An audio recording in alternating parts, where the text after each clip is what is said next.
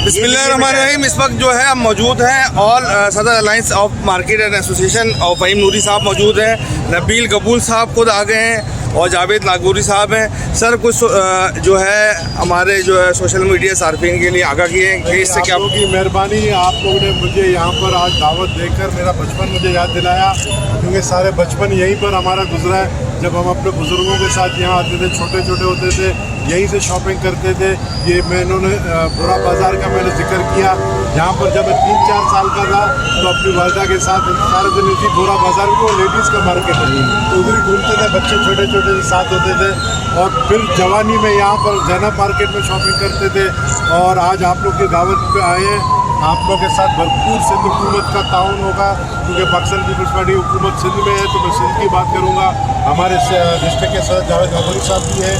इंशाल्लाह आप लोगों के जो मसाइल होंगे, आप लोग मुझे भी और जावेद नागौरी साहब को भी पहुँचाएँ। इंशाल्लाह भरपूर तरीके से हम आप लोगों का सपोर्ट करेंगे। बहुत बहुत शुक्रिया। Thank you.